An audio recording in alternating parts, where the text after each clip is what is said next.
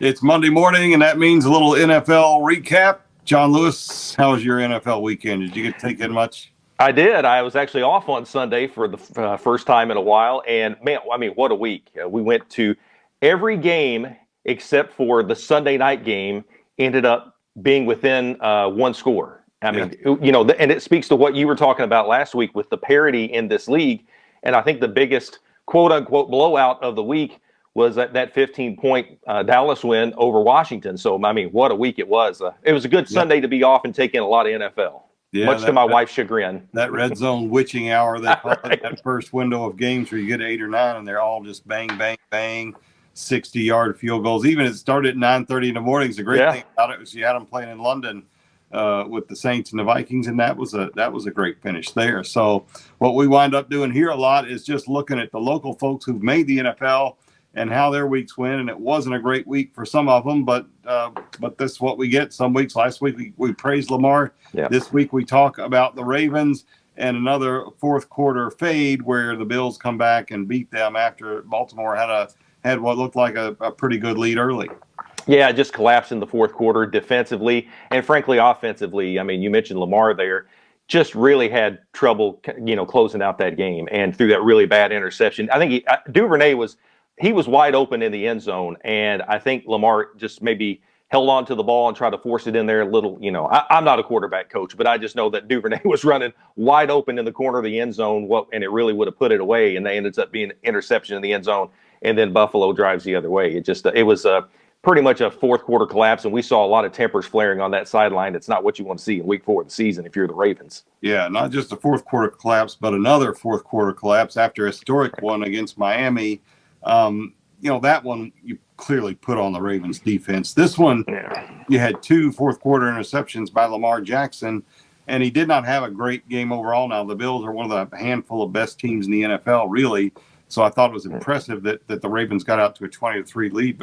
But like you, I'm not a quarterback coach, but I know that quarterback rating is not good. 47.9. He did not throw for a bunch of yards. He ran for 73 yards.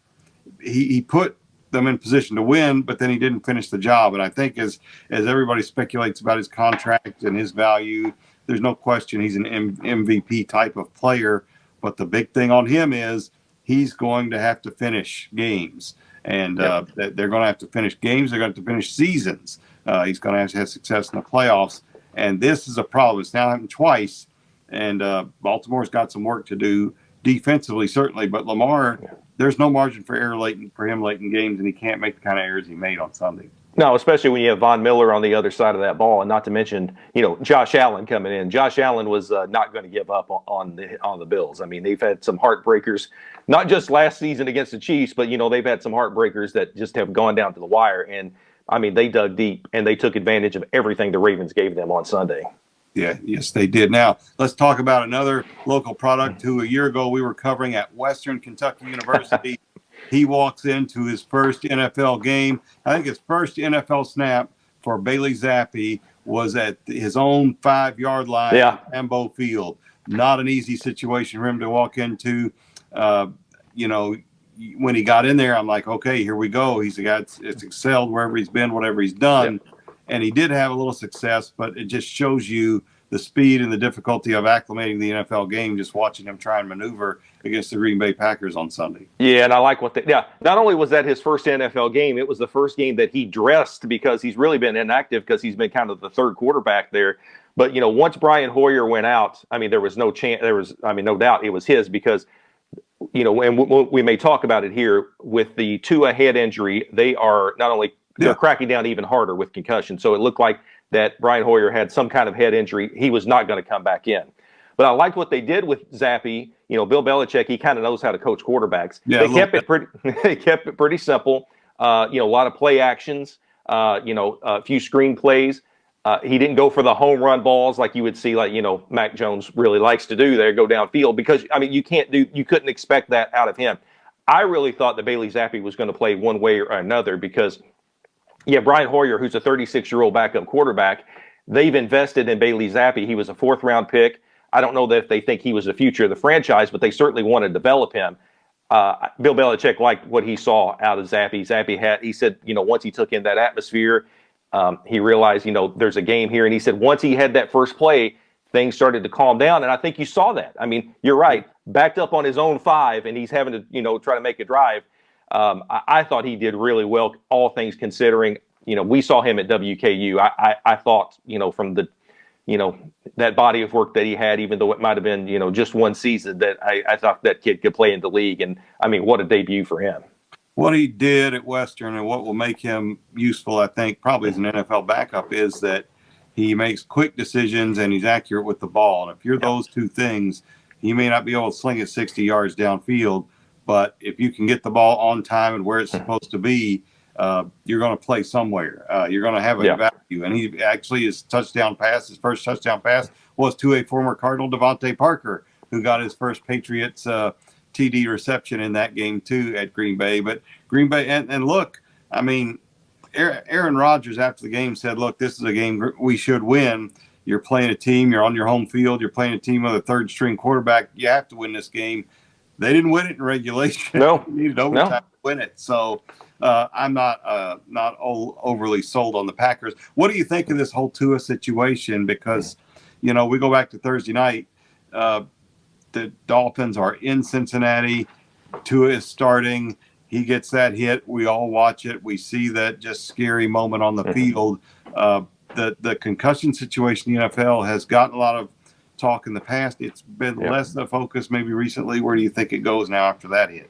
Well, the NFL has to take another step up toward this. And I think they have done well in the past. I'm not trying to be an NFL apologist, but, now they've got this third-party unaffiliated doctor who is supposed to look at all these head injuries and make sure and go through all the process and through that protocol. But it's really hard for me to fathom that the Sunday before we saw Tua come out of that when he got knocked to the ground, come back up, and he started stumbling. Now, you and I aren't doctors, but we have seen our share of quarterbacks. Back in the day, everyone laughed, oh, he got his bell rung. Yeah. And some people may remember there was even I think it was a Snickers commercial that made jokes about quarterbacks getting their bell rung. It's a serious matter, and we've all found that out now. But for him to clear concussion protocol and come back in that game and to say that he had a back injury, and I'm not trying to put it on him, but he did get cleared and he came back in the game. And then, Thursday night, back, not even a week later, that was scary. And I think there's a lot of fallout. The NFLPA has already launched an investigation.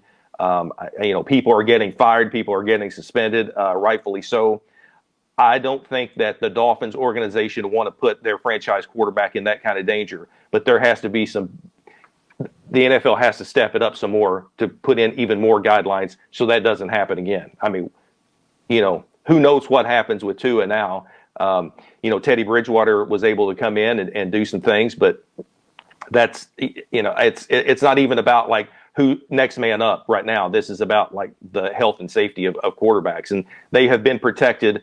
Over the years, there are a lot of defensive players who don't like the way that quarterbacks have been protected, but that was a shameful situation. Absolutely. Yeah, and I think one thing we're going to see, and I heard multiple like national guys on radio. I know Colin Cowherd said it. I know there were others on ESPN radio I heard say it. Even before that game on Thursday night, they questioned whether Tua should even be playing 4 days after that incident. That whether competitive or whatever, most people really weren't giving Miami a great shot to go into Cincinnati and win that game, given what they just done against the Bills and the injury situation and all that. It was questionable going in, and then to see that happen to him and watch it in real time, that's always difficult. One thing that it did do in Miami we should talk about is that it has brought a guy we know something about back to the forefront, Teddy Bridgewater, who won 5 straight starts as a substitute starter in New Orleans, is now probably going to get a substitute start down in Miami, at least one, I would think this coming week. Luckily for the Dolphins, they did play Thursday. They have a long layoff till the next game. But Teddy was good, not great, but he's got experience. He knows how to manage games. He's ideally situated to be in this position if, in fact, he gets the call in Miami.